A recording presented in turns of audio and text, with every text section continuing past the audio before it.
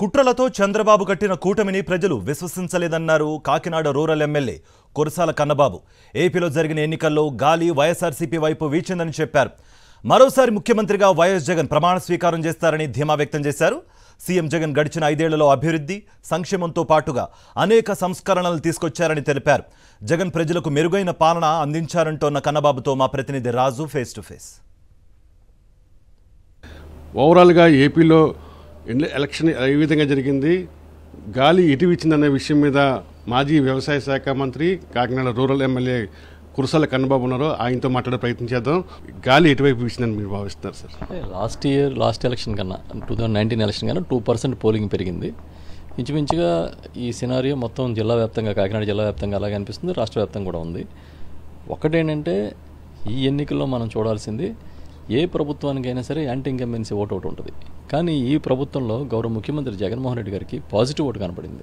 జగన్మోహన్ రెడ్డి గారు ఏదైతే మనం చూసామో క్యాంపెయిన్ సంక్షేమం వర్సెస్ కుట్ర అని, ఆ ప్రచారానికి కామన్ మ్యాన్ ఆకర్షితులయ్యారని భావిస్తున్నారు సార్?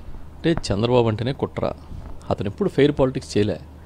ఇవాళ 3 పార్టీలు పోయిన ఎలక్షన్లో చంద్రబాబు, పవన్ కళ్యాణ్ కూడా బీజేపీని తిట్టారు. మళ్ళీ 3 నెలల తిరగకముందే వాళ్ళ కోసం, వాళ్ళ ప్రాపకం కోసం వాళ్ళిద్దరు ప్రయత్నం చేశారు. వెళ్ళి ఈ 3 పార్టీలు కలవడం అనేది కొత్త ఏం కదే.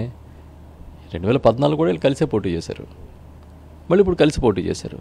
ఈ కూటమి ఈ రాష్ట్రానికి కొత్త కాదు. ఇది కొత్త కాంబినేషన్ ఏం కాదు, పాత కాంబినేషనే మళ్ళీ కొత్తగా ప్రయత్నం చేశారు తప్ప ఏముంది. చంద్రబాబు ఎప్పుడైనా సరే ఏ పేద వర్గానికైనా మంచి చేస్తే ఓర్చుకోగలిగినట్టుగా ఉన్నాడా? అది పెన్షన్ పెంచినప్పుడు అవ్వచ్చు, ఇంగ్లీష్ మీడియం పెట్టినప్పుడు అవ్వచ్చు, స్కూల్స్ బాగు చేసినప్పుడు అవ్వచ్చు, పేదలకు పట్టాలు ఇచ్చినప్పుడు అవ్వచ్చు, ఏదో రకంగా దానికి అడ్డు తగులుతూనే ఉన్నాడు. కొంతకాలం జ్యుడిషియర్ని వాడాడు, కొంతకాలం ఆయన మీడియాని వాడాడు, కొంతకాలం రెండింటిని వాడాడు. ఏదో రకంగా ఈ రాష్ట్రంలో తన అధికారంలో లేకపోతే రాష్ట్రం బాగోలేదని చెప్పడం కోసం ప్రయత్నం చేస్తూనే ఉంటాడు. కాకినాడ రూరల్ నియోజకవర్గంలో మీకు ఎంత మెజారిటీ వస్తుందని మీరు భావిస్తున్నారు?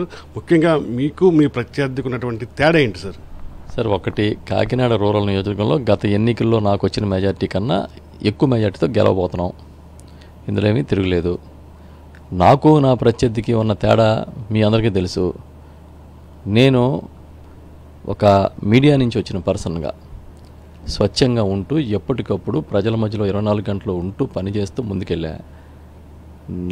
నా వ్యక్తిత్వానికి, నా మీద పోటీ చేసిన అతని వ్యక్తిత్వానికి చాలా తేడా ఉందని ప్రజలే చెప్పుకుంటున్నారు.